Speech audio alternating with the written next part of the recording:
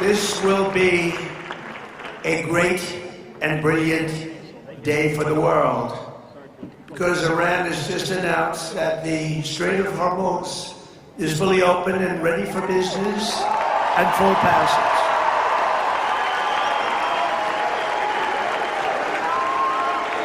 But the naval blockade, with the greatest navy in the world, from the greatest military the world has ever seen, we built it during my first term. We built it. They said I was crazy.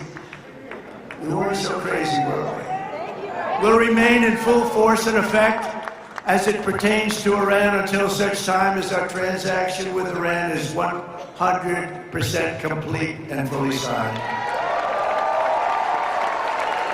And this process, we're getting along well, but who knows with anyone, but who knows with Iran in particular.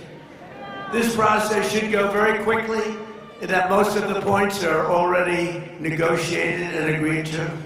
You'll be very happy. The USA will get all nuclear dust. You know what the nuclear dust is? That was that white powdery substance created by our B-2 bombers, those great B-2 bombers, late one evening, 7 months ago.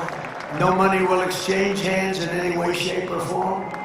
Iran will be, and you know how we're going to get the dust, right? Iran. We were going to take it anyway.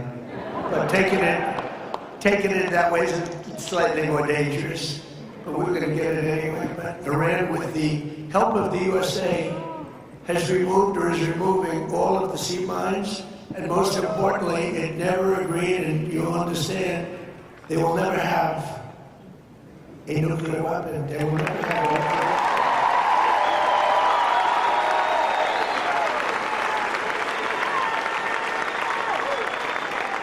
And somebody said, how are we going to get the nuclear dust? We're going to get it by going in with Iran, with lots of excavators, because the B-2s, remember when fake news CNN said, well, maybe obliteration is too strong a word. Obliteration. That's so deep. We need the biggest excavators you can imagine, but we're going to go in together with Iran, we're going to get it, and we're going to take it back home to the USA. And now that the Hormuz Strait situation is almost over, I received a call from NATO asking if we would like some help. Thank you very much, NATO. And I told them I would have liked your help 2 months ago, but now I really don't want your help anymore. Because they were absolutely useless when we needed them. But actually, we never needed them. They needed us. They need us. They need us so badly. You know, it's a little bit like if you're a politician. It's hard to believe I'm a politician, but after I won, people came up to me, sir, I'd like to make a major contribution to your campaign. And I said, listen, just so you understand, campaign contributions after I won don't count. Okay? They don't count. And NATO after we won, that doesn't count either. It's the same thing. But you have to remember that because we spend hundreds of billions of dollars a year. We spend money. We spend, I would say, in many cases, close to $1 trillion over a couple of years. $1 trillion to help them. And we're always helping them.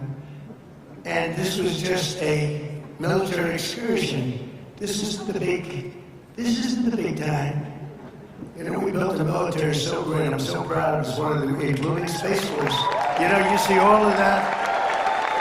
When you see those rockets go one, look up there, this Space Force. We all created Space Force. Didn't exist. We were losing to China and to Russia in space, and now we're so far ahead of them both, you wouldn't believe it. But yesterday, on top of it all, we achieved what everyone said was impossible, an unprecedented ceasefire between Israel and Lebanon, and that hasn't taken place in 78 years. 78 years. Our deal with Iran is not in any way tied to Lebanon, but we will make Lebanon great again. I mean, it's about time we get some. We've sort of, the world has forgotten them, and they're good people. who have lived like hell for a long period of time, and hopefully the situation with Hezbollah will get straightened out quickly.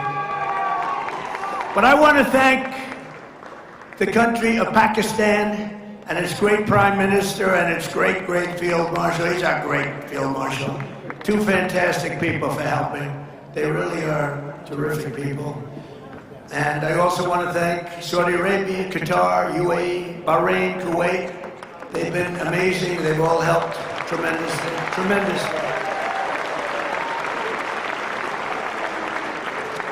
And it took courage for them. Not easy. They were living with what they call the bully of the Middle East. They had the bully. Iran was the bully of the Middle East. They're not the bully anymore.